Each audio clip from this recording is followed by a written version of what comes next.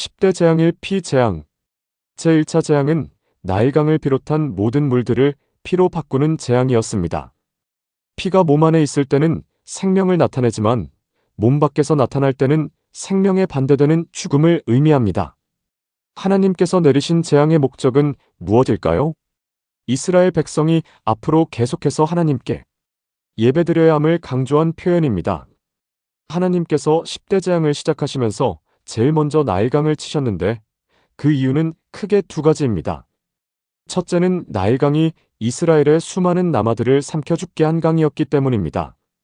애굽에서 이스라엘 백성의 번식력은 대단했습니다.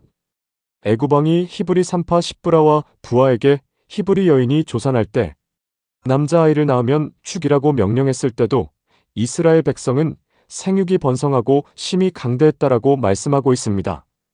결국 바로는 잔악하게도 사내아이면 모두 나일강에 빠뜨려 죽이도록 공개 명령을 내렸습니다. 이렇게 나일강에는 수많은 히브리 부모들의 눈물과 극한 슬픔이 서려 있었습니다. 둘째는 나일강은 애굽인들의 젖줄이요 가장 큰 우상이었기 때문입니다.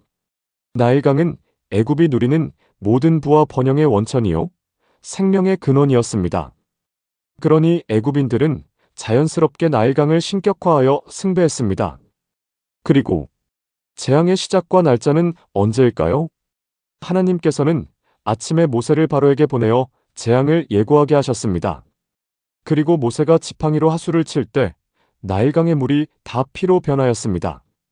이것은 하나님의 지팡이가 하수를 칠 때 나일강과 그것을 숭배하는 애굽의 치명타를 입히게 됨으로써 이 재앙이 자연적인 재앙이 아니라 하나님의 주권적인 역사임을 나타낸 것입니다.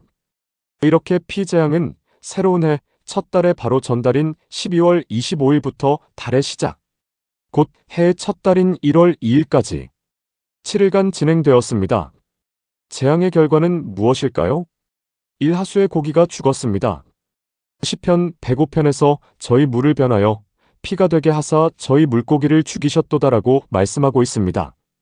이렇게 애굽의 물속에서 살아있던 물고기가 모두 죽었다는 것은 애굽이 섬기는 우상들이 섬멸된 것을 보여줍니다. 이 물에서 악취가 났습니다. 하나님의 능력으로 피로 변한 물은 악취를 풍기며 순식간에 애굽 땅에 펴져났습니다. 그 결과 애국 사람들은 그 물 마시기를 싫어했습니다. 삼애굽 온 땅에는 피가 있었습니다. 나일강뿐 아니라 나일강으로 흘러들어오는 모든 지류물들, 하수, 운하, 못, 모든 호수도 피가 되었습니다. 심지어 애굽 사람들이 집에 길어다 놓은 물까지도 피로 변했습니다. 사애굽인들은 마실 물을 구하였습니다.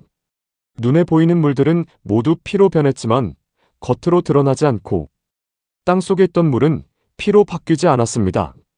결국 애굽인들은 땅을 파서 겨우 마실 물을 구해야만 했습니다. 바로는 애굽의 술객들도 물을 피로 만드는 것을 보고 그 마음이 강팍해져서 하나님께서 내리신 피재앙을 무시한 채 궁으로 들어가고 그 일에 관념치 않았습니다. 바로의 마음, 이 완고해졌음을 나타냅니다. 피재앙의 구원 역사적 의미는 무엇일까요? 애굽은 땅의 물이 피가 되어 마실 물이 없었던 것처럼 세상 종말에도 물이 피로 바뀌는 재앙이 일어납니다. 이것은 하나님의 의로우신 심판의 일환입니다. 이렇게 하심으로써 하나님께서는 순교자들의 피를 신원하여 주시는 것입니다.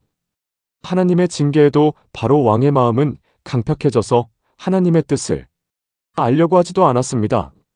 우리의 삶 가운데 내 자신이 바로 왕과 같은 강팍한 모습이 보일 때도 있습니다. 그럴 때 회개하며 하나님의 도우심을 구해야겠습니다.